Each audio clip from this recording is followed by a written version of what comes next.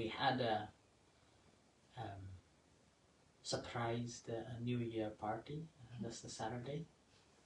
We were not expecting that many people to turn up, and due to the construction going on, I didn't encourage people to come and join much, apart from people were sponsoring food. So then I thought, okay, just to post that we are having this ceremony, and then these are the food items. And people turn up, a number of people that I never seen them before. Never seen them before. One of the good stories that I heard, that the sea came and spoke with me, that was she had a phobia of going to the crowd, and she had a fear of going out, and that's the reason much of the time she always in the house. And somehow her friends encouraged her, in a way told her that in our center there will be less people, less people, and then there will be more of a chanting and a meditation. And that's how she was persuaded, and she came.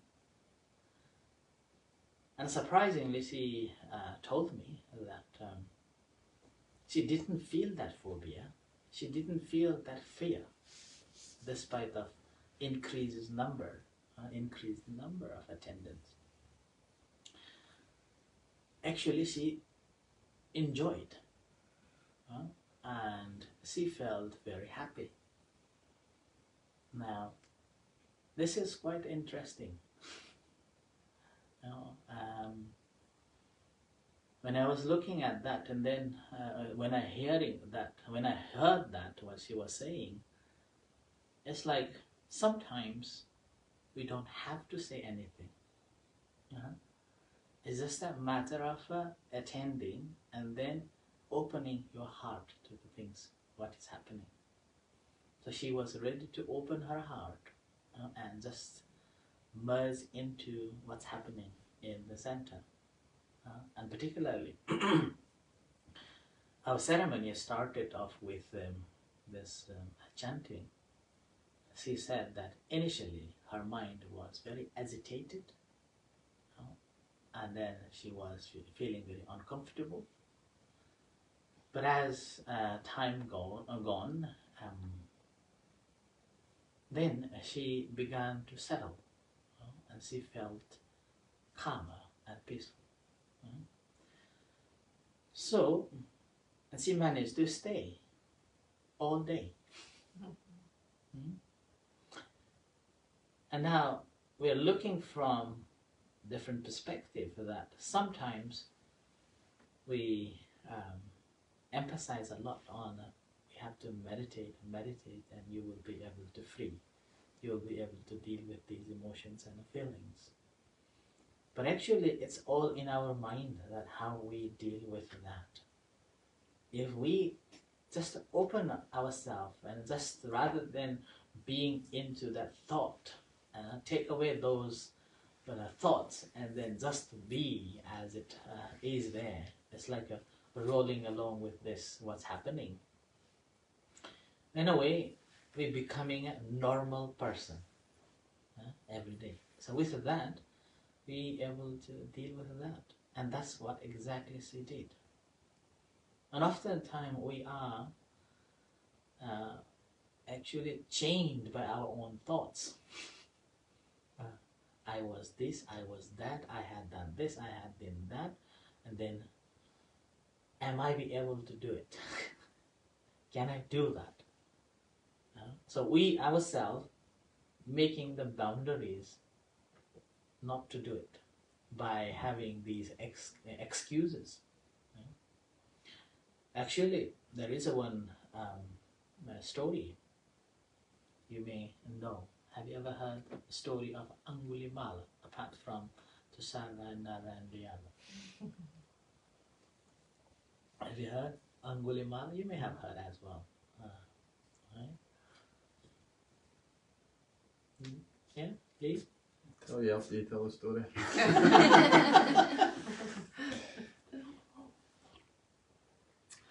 So Angulimala was a serial killer during the time of the Buddha.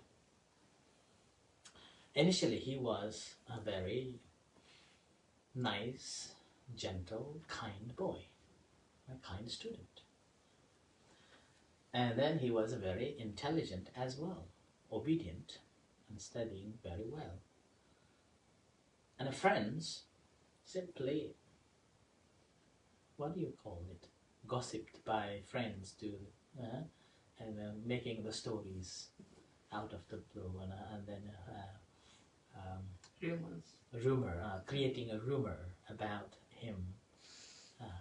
And then it comes to the stage that his teacher began to be suspicious about him. And then it comes to the stage that he wanted to punish him. But because his past was so good, the teacher could not punish him. And also, with that, the teacher came up with the idea that I will ask him to bring 1,000 thumbs. And then, when you go to ask the thumbs, who would you give? Nobody will give. So eventually, people will come together and will kill him. So that was his plan. But because he was so talented, he went away with that thought of getting the thumbs. So went around asking for the thumbs. Can you have your thumb? No one will give. So he began to kill, simply to get this thumb. Now, over the period of a time of killing so many people, so he had to collect the 1,000 thumbs. So that means 1,000 people. And now, as he began to kill people, gradually his emotions changed. He had to fight, he had to be cruel, those things. Cruelty began to overtake him. And he became famous as a killer.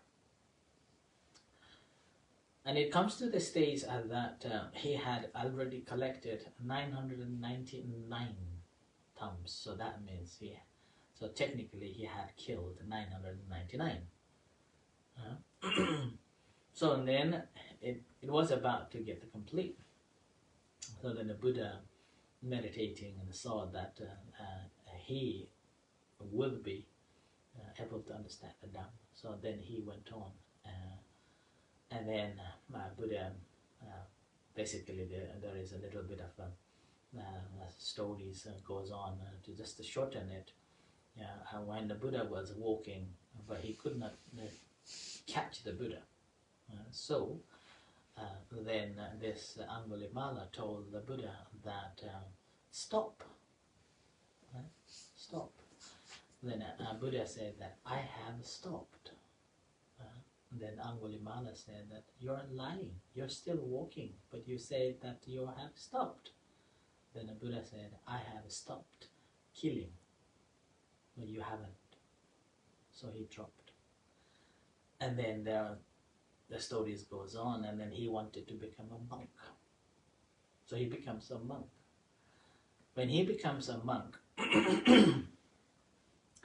then he was again punished, in a way punished. So the people having noticed that he was a killer, so people thrown the stones and the sticks at him, and he was not happy, and he was crying and went back to the temple.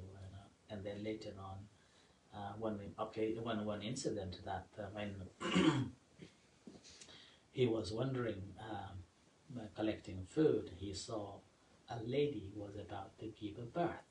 and this lady was in a great pain, suffering, not able to give birth. And this Angulimala felt so sad and so compassionate, and so compassion arose.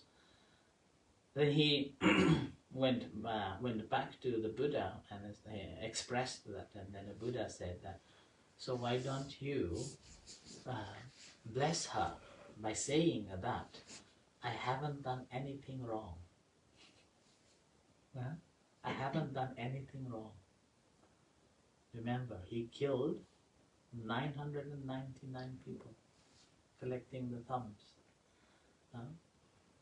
And then when Buddha told him, and he said, oh, I have killed 999 people, I have done so much damages to the people. And then the Buddha said, since you become a monk, you haven't done anything that's unwholesome, anything negative.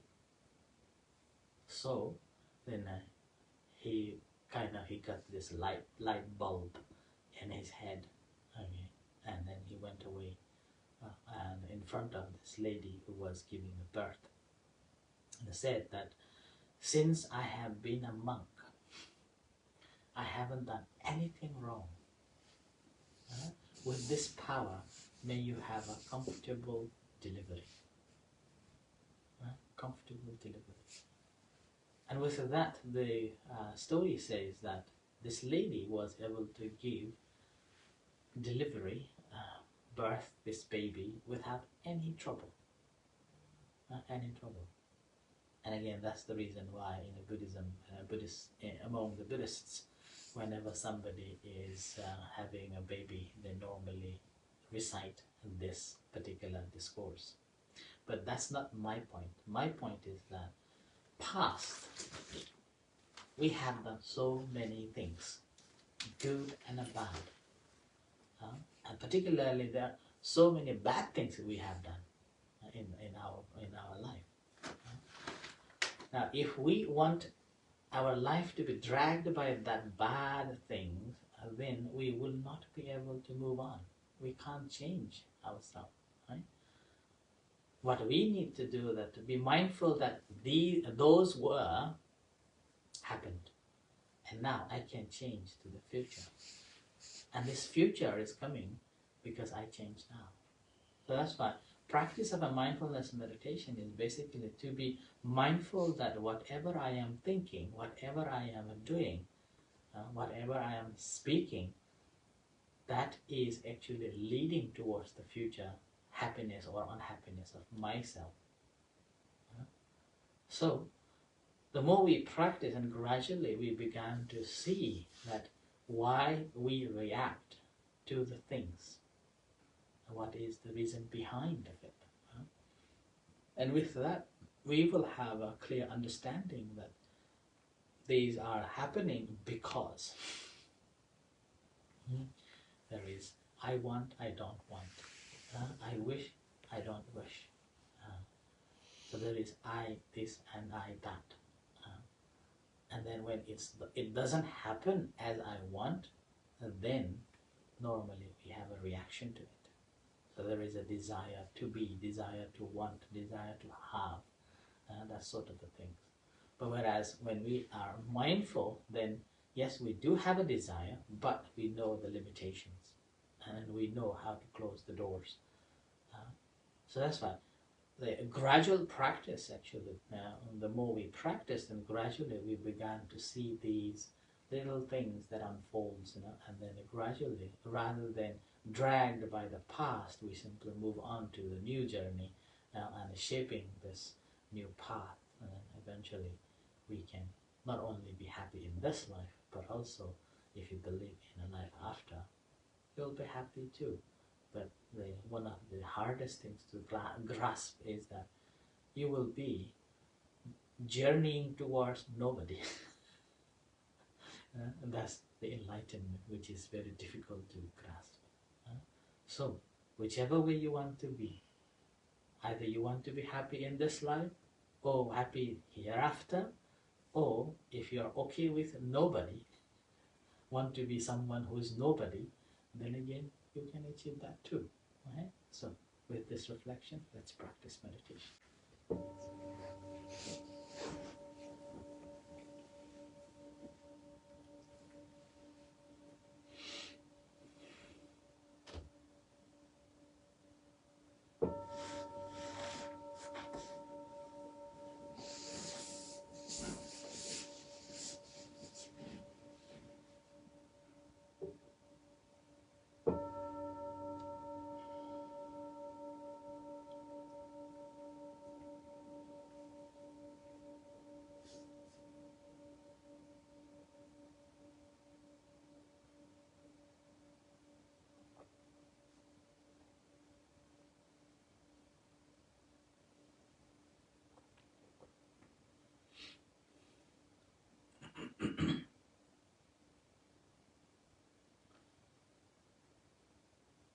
So sitting in a comfortable position, relax yourself, leaving all your responsibilities aside, and take a few long deep breaths just to relax the body and mind.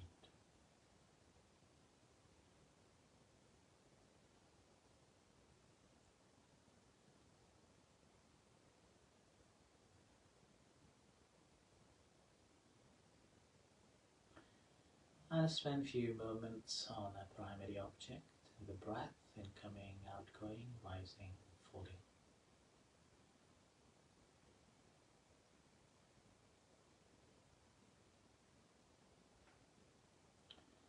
So intentionally we are adapting this primary object to think about so that there will be no other thoughts.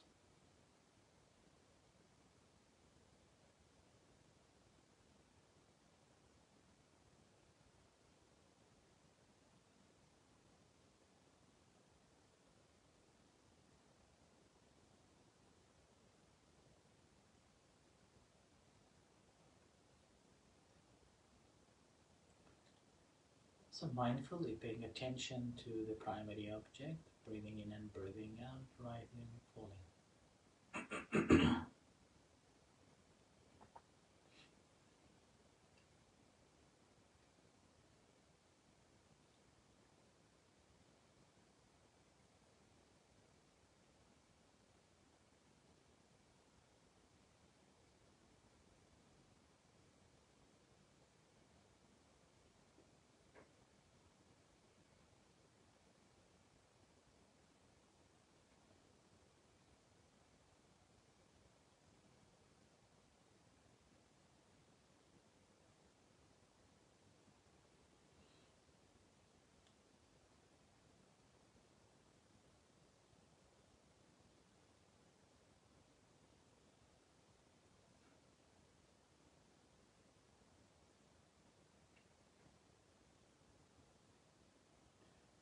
Initially we may regulate it, but once your mind is settled and let it flow naturally, our only job is to pay attention to as it takes place, as it functions. We don't have to force or regulate. Our body knows how to breathe.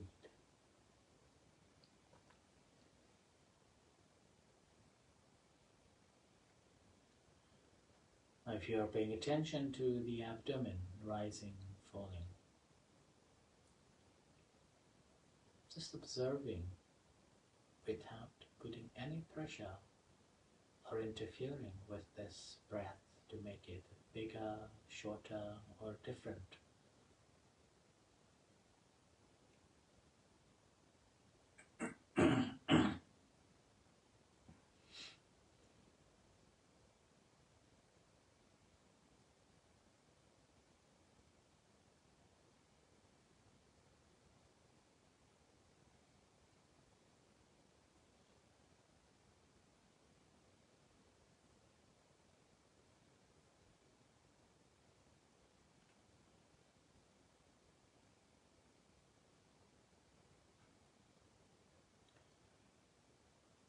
So rather than I want this breath to be this way or that way, or this abdomen rises this way or that way,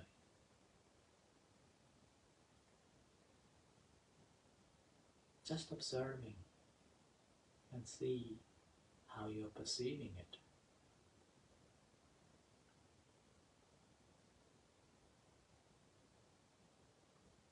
And you will experience the calmness,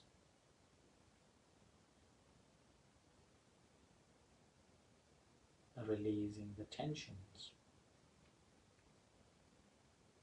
particularly a brain begin to rest.